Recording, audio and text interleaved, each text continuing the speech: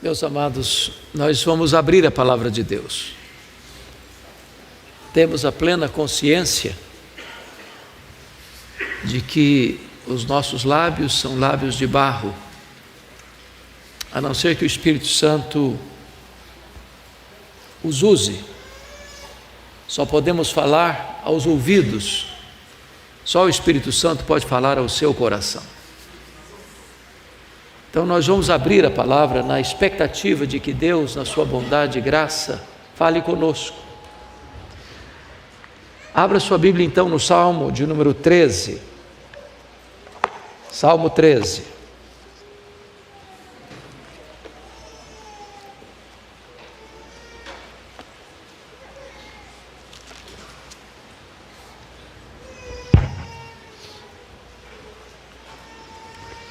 Esse salmo está no primeiro livro do Salmo, que vai do Salmo 1 ao Salmo 41.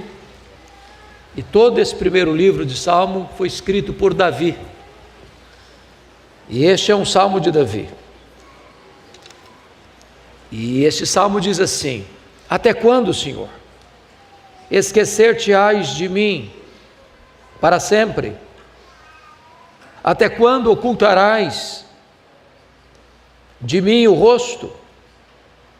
Até quando estarei eu relutando dentro em minha alma, com tristeza no coração cada dia?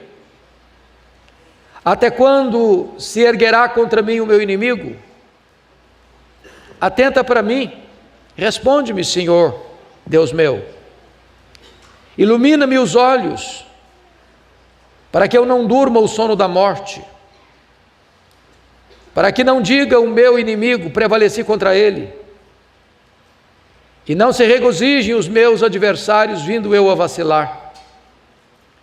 No tocante a mim, confio na tua graça, regozije-se o meu coração na tua salvação.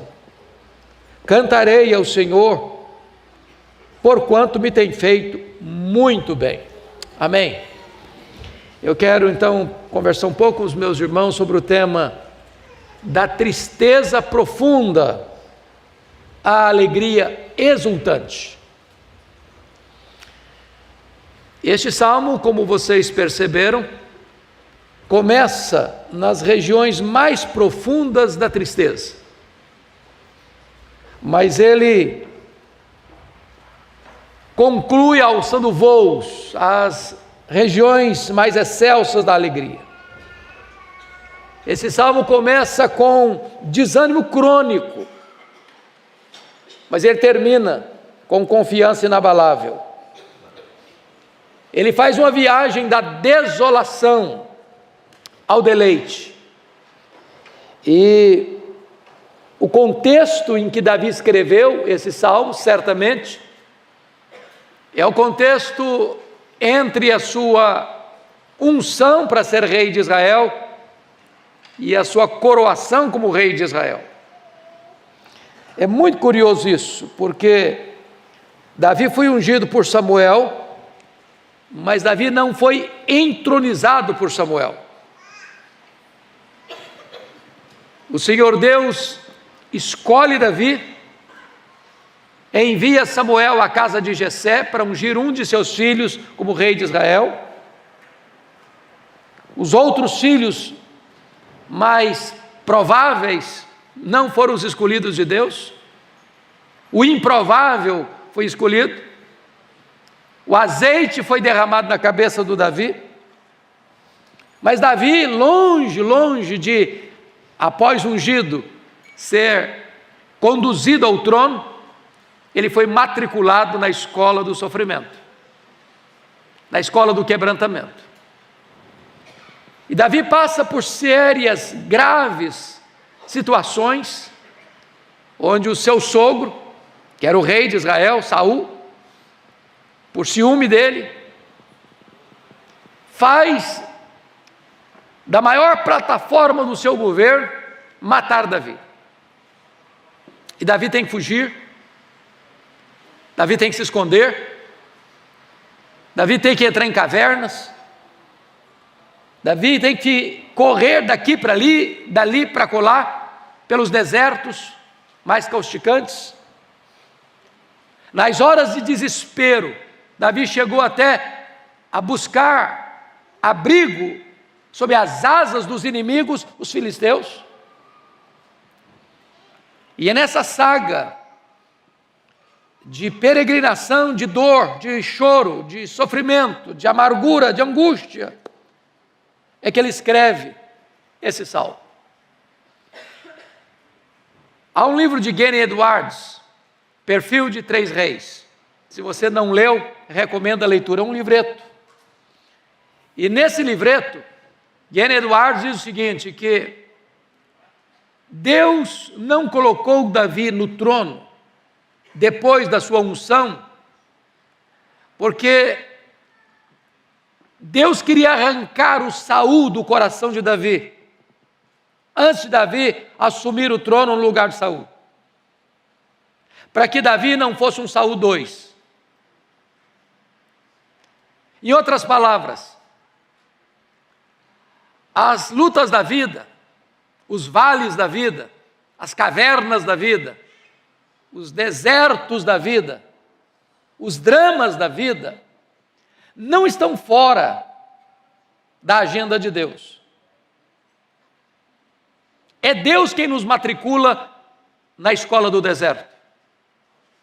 É Deus quem nos empurra para as cavernas escuras. É Deus quem nos leva a situações difíceis, não para nós sucumbirmos, mas para sermos provados e aprovados.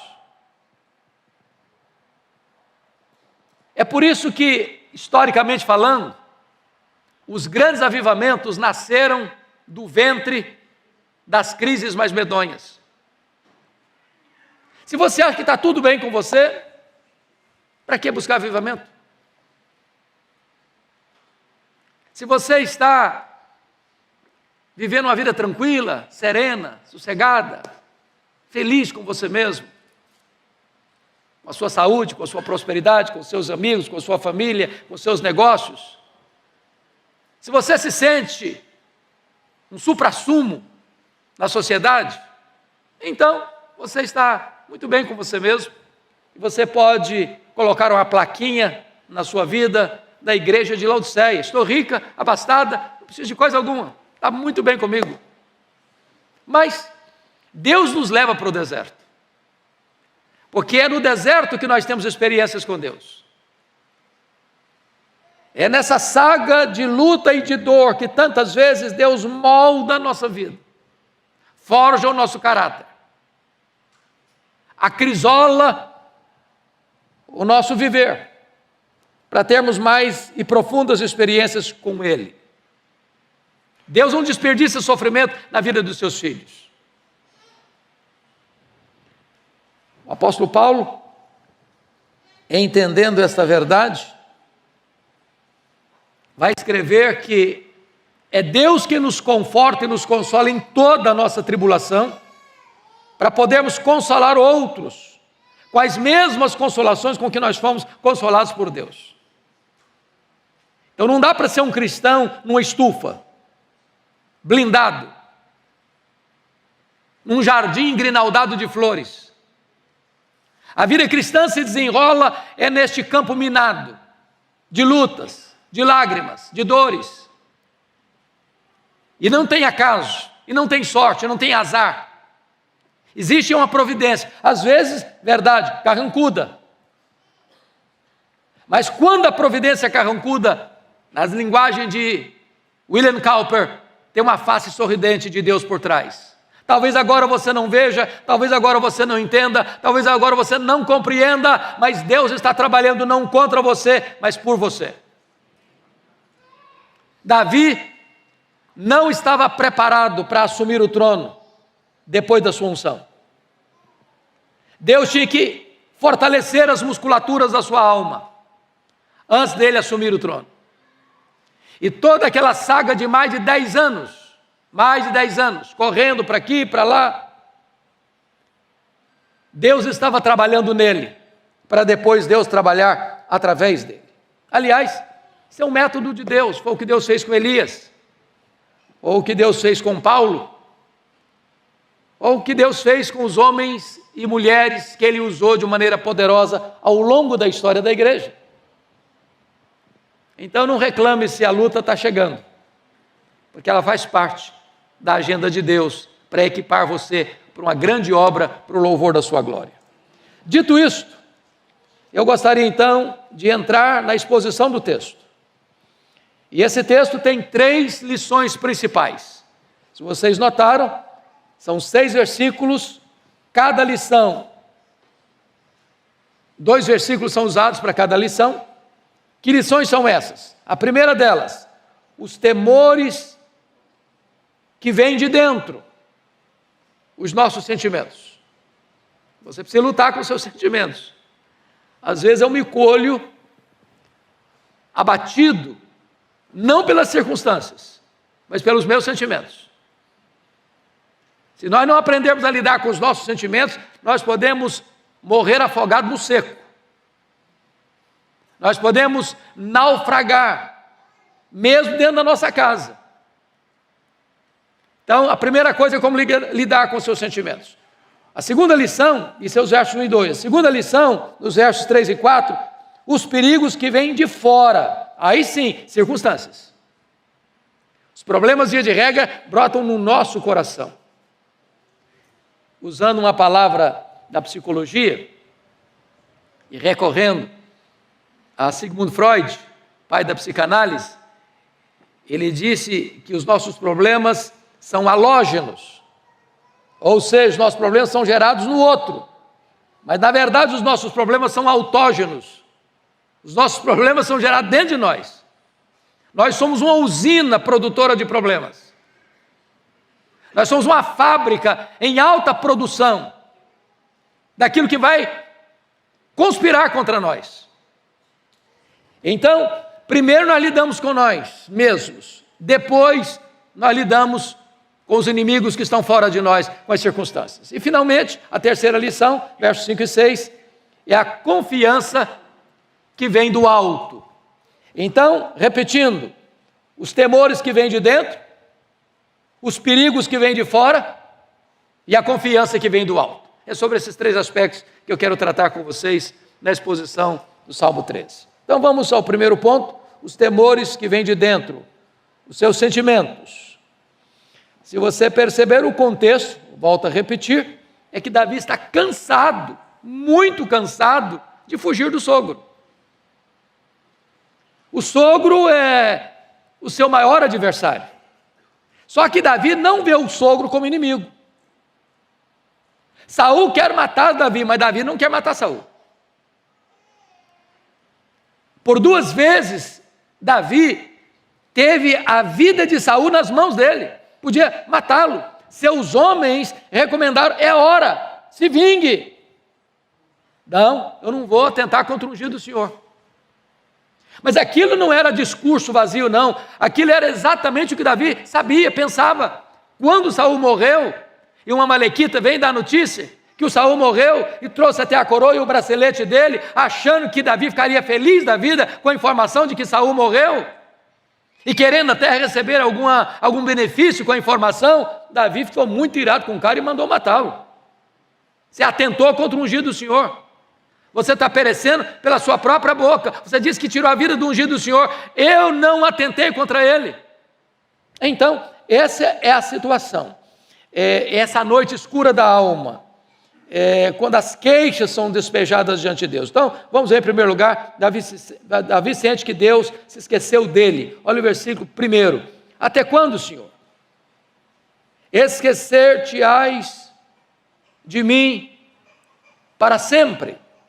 Se você ler o texto, perceber que essa expressão até quando, ela é repetida 4 vezes. No versículo 1, no versículo 2, 2 vezes. Ele vai mostrar aqui que essa é a maquete do desespero. Até quando, Senhor? Sabe quando você está passando por uma luta, e você ora, e você corre, e você foge, e você se esconde, e você cria mecanismos de escape, e parece que o tempo passa, os anos vêm, os anos vão, e o problema não se resolve. Aliás, o problema se agrava. É um cansaço. Até quando, Senhor? Esquecer-te-ás de mim para sempre. Ele está se sentindo abandonado por Deus. Deus não está nem aí comigo. Deus não está vendo o que eu estou passando. Parece que Deus não se importa comigo. E ele usa uma palavra desesperadora: até quando esquecer-te-ás de mim? Para sempre. Agora, uma coisa é fato: Deus não tem amnésia. Deus não se esquece. A Bíblia diz que ainda que uma mãe se esquecesse de seu filho que amamenta, Deus não se esqueceria de nós. Então o fato de você estar passando por uma luta, não é que Deus se esqueceu de você, não. É que essa luta faz parte da agenda de Deus para forjar em você o caráter de Cristo, para esculpir em você a beleza de Cristo. Porque o propósito de Deus não é apenas levar você para a glória, mas é transformar você à imagem do Rei da Glória. Mas, segundo ponto, Davi sente que Deus não se importa mais com ele. Olha o versículo 1, parte B. Até quando ocultarás de mim o rosto? Meus irmãos, pior do que a carranca do inimigo é a ausência, é o ocultamento do rosto de Deus. Nós poderíamos denominar avivamento como o brilho do rosto de Deus resplandecendo em nós. A Shekinah de Deus presente na nossa vida. Davi está entendendo que Deus ocultou o rosto dele. Em outras palavras, Deus não tem prazer nele. Deus não quer se revelar a ele. Deus não se deleita nele. E desta maneira, ser privado da Shekinah de Deus, do brilho da face de Deus, do rosto de Deus, é o seguinte: a minha comunhão com Deus foi interrompida. Acabou. O problema nosso não é a presença do inimigo, o problema nosso é a ausência de Deus. Quando Deus parece ausente, a vida não acontece. E é esse o ponto do desespero que nós temos de clamar aos céus por um avivamento. Porque nós não queremos coisas, nós não queremos bênçãos, nós não queremos a coroa, nós não queremos o trono, nós não queremos a terra prometida, nós não queremos nada se isso não vier acompanhado de quê? Da presença de Deus, do brilho da face de Deus. Como o pastor Arival já disse aqui no culto, o que Moisés disse: Senhor, se tu não fores conosco, não nos faça subir, porque nem anjo, nem terra prometida, nem vitória contra o inimigo é suficiente para nós. A maior necessidade nossa é da presença de Deus. E é isso que Davi está sentindo aqui. Ele acredita, ou pensa, ou sente que Deus não se importa mais com ele, que Deus ocultou dele o seu rosto. Mas tem um terceiro ponto aqui. Davi sente que está só, e seu único cálice é a tristeza. Olha comigo o verso 2, a parte A. Até quando estarei eu relutando dentro em minha alma, com tristeza no coração, cada dia? Eu não sei se você sabe o que é tristeza. Alguém aqui sabe o que é tristeza? Alguém aqui não sabe o que é tristeza? É possível viver sem enfrentar a tristeza? Temos motivos e razões no mundo de hoje para sentir tristeza? Acontece algo na sua vida que gera tristeza? Acontece algo lá no recôndito da sua família, dos seus familiares, que gera tristeza no seu coração? Davi está sendo caçado, perseguido como um animal. Ele diz isso algumas vezes. Ele está se sentindo acuado por um caçador, e ele é a caça, ele é a vítima. Por onde ele vai, querem matá-lo. Aonde ele chega, ele tem que criar um mecanismo de livramento, porque o inimigo está se aproximando. Não é só Saul, não, é um exército que está atrás dele. Ele não dorme em paz. Ele não sabia mais o que era dormir no seu leito, na sua casa, com a sua esposa. Ele vive ao relento. Ele vive nas cavernas, nos desertos, em tendas improvisadas. É sobressalto todo dia. E ele vai dizer que nessa conjuntura ele se sente sozinho, curtindo a sua tristeza todo dia. Todo dia ele tinha que criar algum mecanismo de fuga dos filisteus. Se não bastasse Saul e seu exército, às vezes os filisteus também conspiravam para matá-lo. Mas em quarto lugar, nesse primeiro ponto, Davi sente que o inimigo não lhe dá trégua. Olha a parte final do versículo 2. Até quando se erguerá contra mim o meu inimigo? É claro que Davi está falando aqui de Saul, Davi está falando aqui dos filisteus. Às vezes o inimigo é fogo estranho, é fogo amigo. Se você perceber lá em 1 Samuel 30, versículo 6, diz ele que os homens, os 600 homens que eram valentes dele, querem apedrejá-lo. E parece-me que nessa trajetória da unção à coroação, ele está lidando constantemente com inimigos, sem pausa, sem trégua. É curioso isso, porque a vida de Davi até a unção foi muito tranquila.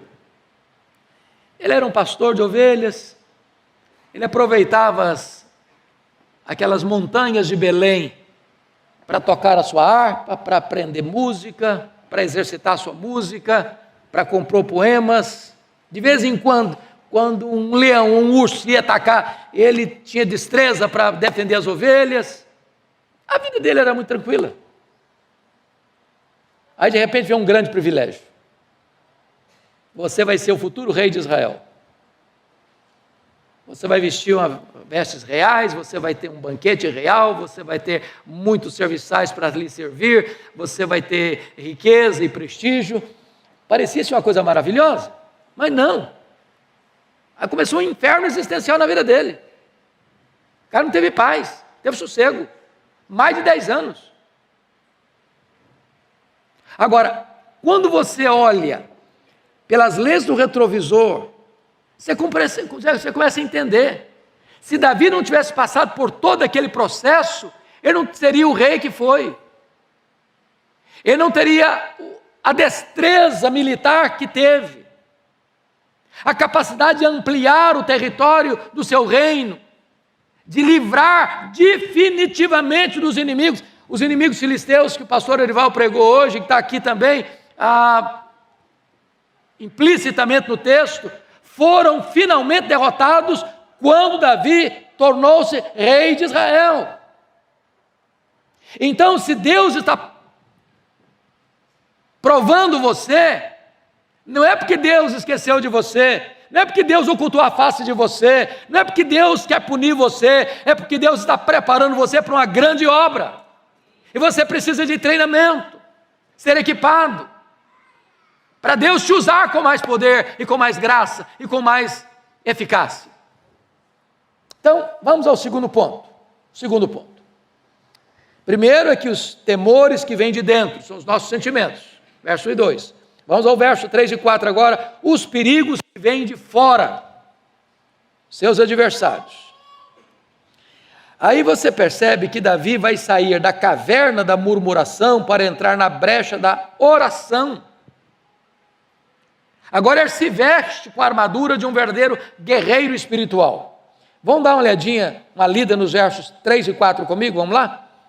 Atenta para mim, todos juntos, vamos parar aqui, vamos começar todo mundo, versículo 3, a igreja toda. Atenta para mim, responde-me, Senhor, Deus meu, ilumina-me os olhos, para que eu não durma o sono da morte, para que não digam o meu inimigo, prevaleci contra ele, e não se regozije os meus adversários, vindo eu a vacilar. Então, a primeira coisa que ele pede, irmãos, é orar, ou seja, orar é buscar socorro no Deus da aliança. Vamos entender essa expressão. Orar é buscar socorro no Deus da aliança. Atenta para mim, responde-me, Senhor, Deus meu. Há uma grande diferença entre você orar, ó Deus, socorre-me, e você dizer, ó Deus meu, socorre-me. Ele é o seu Deus. Ele tem uma aliança com você. Uma aliança que nunca vai ser quebrada. Orar a este Deus da aliança é fundamental, Ele é o seu Deus, você é filho dEle. Você faz parte da família dEle. Você é ovelha do rebanho dEle. Você é membro do corpo de Cristo. Então Davi está aqui buscando esse socorro. Em outras palavras, ele para de reclamar e começa o quê? A orar. Motivos para reclamar, você e eu temos de sobra. Se nós entrarmos só nesta arena aí da reclamação, a nossa vida vira um rosário de amargura. Você tem problema na sua vida, você tem problema na sua família, você tem problema nos seus parentes, você tem problema no seu trabalho, você tem problema na sua vizinhança, você tem problema, não tem jeito de você não ter problema. Então para de murmurar, comece a orar. Davi muda de perspectiva. Em outras palavras, ele para de olhar para dentro, ele para de olhar para fora, ele começa a olhar para cima, começa a olhar para Deus e buscar em Deus a solução. Segundo lugar, orar é pedir discernimento para olhar para a vida com os olhos de Deus. Ilumina, versículo 3, ilumina-me os olhos para que eu não durma o sono da morte. Irmãos amados, o que ele está pedindo aqui é o que Jesus recomendou para a igreja de Laodiceia. O que é que Jesus recomendou para a igreja de Laodiceia? Aconselho-te que de mim compres colírio para ungir os teus olhos. Tem hora, meu amado irmão, que o meu problema, o seu problema, o nosso problema, não é o problema, é a falta de discernimento, é a falta de compreensão espiritual. Nós não estamos com os óculos da graça, a nossa visão está embaçada, porque se eu não compreendo o propósito, eu vou lamentar de tudo, eu vou reclamar de tudo. Quando eu começo a entender o propósito, com os olhos iluminados, aí você para de reclamar e começa a orar. Aí você começa a perceber o projeto de Deus na sua vida. Você passa a olhar a vida com os olhos de Deus, e olhar a vida com os olhos de Deus é o que a Bíblia chama de sabedoria, é discernimento espiritual. Mas em terceiro lugar, orar é manter-se vigilante contra as investidas do inimigo. Você pode ler de novo comigo o verso 4 em voz bem alta, vamos juntos? Para que não digam meu inimigo, prevaleci contra ele, e não se regozije os meus adversários, vindo eu a vacilar. Você vacila de vez em quando? Eu sou doutor, PhD nesse negócio. Você não é não? Deus olha para mim e para você e diz, você é barro. E Deus conhece a nossa estrutura e sabe que nós somos o quê? Pó. Por isso o apóstolo Paulo exorta, aquele que pensa estar em pé, veja que não cai. Então não pense você que você está com essa bola toda não. Eu preciso pedir graça a Deus, para não vacilar, porque tem um inimigo, que a Bíblia diz que é como um leão que ruge ao nosso redor, procurando o quê? Alguém para devorar. Como é que eu posso me manter firme? Confiando em mim mesmo? Na minha estrutura? No meu conhecimento? Na minha espiritualidade? Não. Se eu tirar os olhos do Senhor, como Pedro, eu começo a afundar. Então Davi está pedindo uma coisa para Deus: ilumina-me os olhos para que eu não durma o sono da morte, para que não diga o meu inimigo, prevaleci contra ele, e não se regozije os meus adversários, vindo eu vacilar. O inimigo vai prevalecer contra nós quando? Quando nós dermos brecha, flanco aberto, paramos de vigiar. A vigilância constante é o preço da liberdade. Vigilância constante. Porque se a gente não tomar cuidado, irmãos, é um momento, é um átomo de tempo. Eu fico olhando a história do Pedro. Ele está descendo o Monte Sião, tinha acabado de participar da Páscoa. Jesus tinha acabado de instituir a ceia. E Jesus está descendo, e Jesus diz para Pedro: ô Pedro, Satanás requereu você para peneirar você como trigo, mas eu orei por você, para que a sua fé não desfaleça. Então, Pedro, quando você se voltar para mim, você fortalece seus irmãos aí. Aí o Pedro, cheio de si, do topo da autoconfiança, disse: ah, Senhor, a corda não roda do meu lado não, hein? Ué, o que é isso? Eu sou um cara batuta. Eu não, pode ficar tranquilo, sossega o coração do Senhor aí. Eu sou um cara super confiável, a corda não roda do meu lado. Ainda que todos esses aí te abandonem, eu jamais, eu darei a minha vida por ti, estou pronto a ir contigo para a prisão e para a morte. Vocês acham que Pedro estava sendo desonesto aí? Não, estava falando todo o coração dele.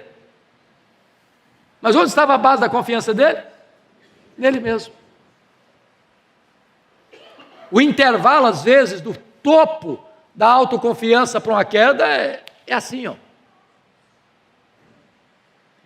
Irmãos, ninguém sai de casa hoje, está um dia lindo para eu cometer um adultério. Ninguém, só um louco. Só um louco. Nenhum crente sai de casa e falou: hoje está um dia maravilhoso para eu dar uma pernada em alguém para ganhar vantagem. E sacar, embolsar um dinheiro. Ninguém faz isso, só sou maluco. No entanto, muita gente sai de casa, escorrega. Um minuto de bobeira, de desatenção, de descuido. Então Davi está pedindo a Deus: meu Deus, o Senhor ilumina os meus olhos, o Senhor me dê percepção, me dê discernimento espiritual, porque se eu dormir esse sono da morte é assim, ó. Você sabia que você dorme com os olhos acordados, olhos abertos? Eu fiquei pasmo com essa questão de dirigir, que eu às vezes faço algumas loucuras, dirigir com muito sono, me beliscando, me cutucando, batendo na cabeça, fazendo qualquer coisa, e eu percebi que você dorme no volante com os olhos abertos. Você começa a pensar numa história, a história vai longe, daqui a pouquinho você está sonhando. Eu já cochilei no volante, eu sei que esse negócio é perigoso. Na vida espiritual é a mesma coisa. É a mesma coisa. É um lapso de tempo. Meu Deus, ilumina os meus olhos, Senhor, para que eu não cochile, para que eu não fracasse, para que eu não escorregue, para que eu não vacile. E quando um crente vacila, quem é que fica cheio de? O inimigo. Prevaleci contra ele. Tá vendo aí, ó? Derrubei esse cara. Esse aí, ó, levei para o chão. Você precisa dessa proteção divina? Eu preciso, desesperadamente. Mas vamos ao último ponto. A confiança que vem do alto. Versos 5 e 6. Vamos ler juntos os versos 5 e 6, vamos lá? No tocante a mim, confio na tua graça. Regozije-se o meu coração na tua salvação. Cantarei ao Senhor, porquanto me tem feito muito bem. Meus amados irmãos, vamos entender uma coisa aqui. As circunstâncias ainda não mudaram. O que mudou foi a perspectiva.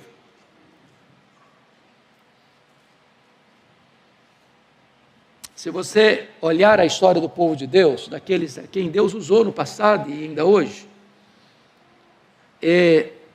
não teve alívio, não. O paraíso não é aqui ainda. Nós não chegamos ainda na nossa casa permanente. As lutas continuarão. O que muda é a perspectiva. Foi a mesma situação lá do Jó.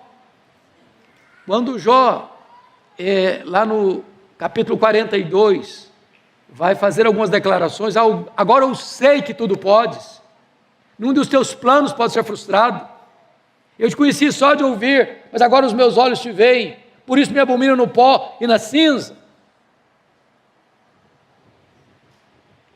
A coisa estava do mesmo jeito, ele estava doente, estava falido, estava enlutado, estava criticado pelos amigos, estava de certa forma abandonado pela mulher, amaldiçoa o teu Deus e morre.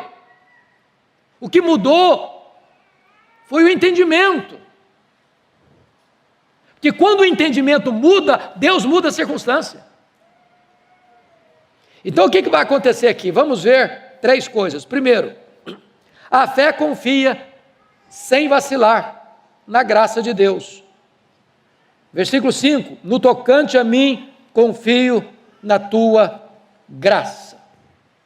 Você pode dizer isso quando você está passando uma luta? Lembra do Jó? No fundo do poço. Mas uma coisa eu sei, é que o meu Redentor vive. Você está passando uma magrela, mas você diz: quanto a mim, eu confio na tua graça. Você está doente, quanto a mim, eu confio na tua graça. Você está passando um problema financeiro, quanto a mim, eu confio na tua graça. Você está passando uma tempestade na vida, quanto a mim, eu confio na tua graça. Na hora da morte, quanto a mim, eu confio na tua graça. Oh, louvado seja Deus. A graça de Deus é melhor do que a vida. Paulo estava doente, sofrendo, espinho na carne, ele clama a Deus, ele ora a Deus, ele já tinha orado por tantas pessoas e Deus tinha curado tantas pessoas por intermédio da sua intercessão, ele ora por ele mesmo e Deus: não vou atender não vou atender, a minha graça te basta, o meu poder se aperfeiçoa na riqueza, na fraqueza. A graça de Deus, irmãos, nos sustenta, a graça de Deus nos fortalece, a graça de Deus nos impulsiona, a graça de Deus nos dá vitória.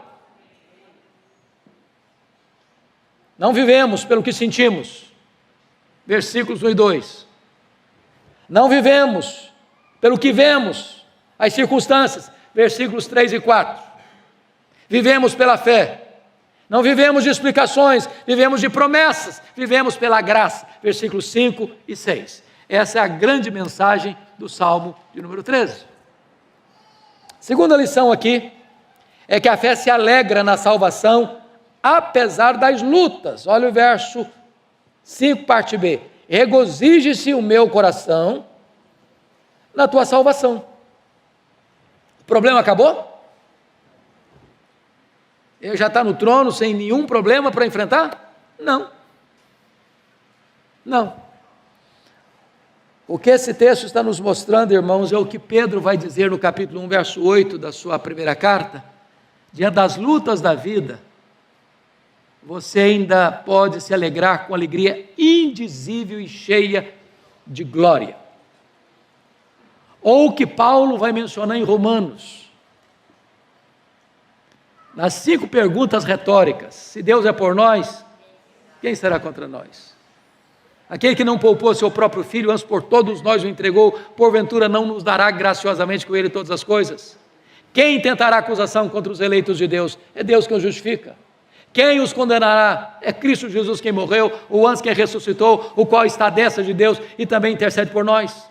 Quem nos separará do amor de Deus que está em Cristo Jesus? Será tribulação, ou angústia, ou fome, ou nudez, ou perigo, ou espada? Sabemos que por meio de todas essas coisas somos mais do que vencedores por meio de Cristo Jesus, nosso Senhor. Você pode se alegrar na salvação, apesar das lutas que você está passando. Finalmente, em último lugar, a fé celebra exultante ao rememorar os feitos de Deus. Leia em voz alta, uníssona, o verso 6 comigo. Cantarei ao Senhor, porquanto me tem feito muito bem. O que eu acho maravilhoso é que o Davi começa o salmo cheio de tristeza e termina o salmo cheio de alegria. Ele começa murmurando e termina cantando e adorando e exultando no Senhor. O que é digno de destaque aqui é o seguinte: quando a gente está passando por uma situação difícil, parece que o céu está de bronze, as nuvens estão escuras, a face de Deus está oculta, o socorro de Deus não chegou.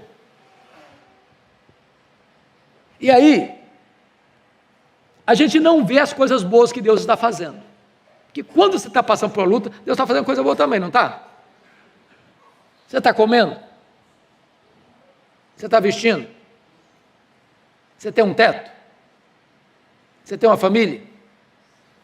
Você tem amigos? Você tem a igreja? Você tem Deus? Seu nome está escrito no livro da vida? Você tem a vida eterna? Para pensar no quanto Deus tem feito.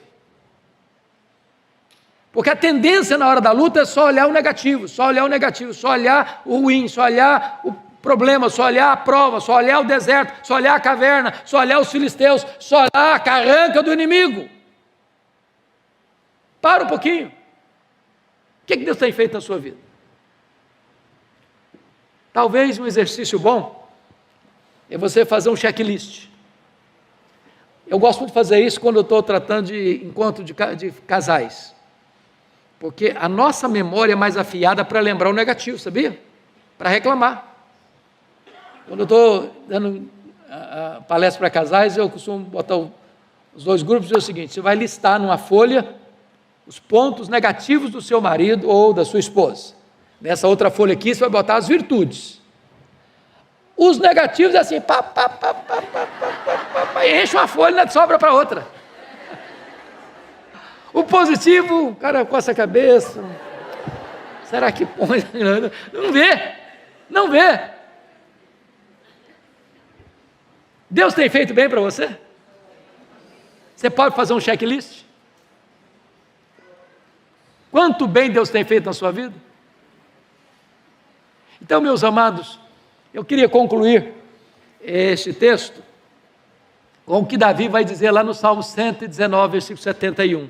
Foi-me bom ter passado pelo sofrimento, para que eu aprendesse os teus decretos.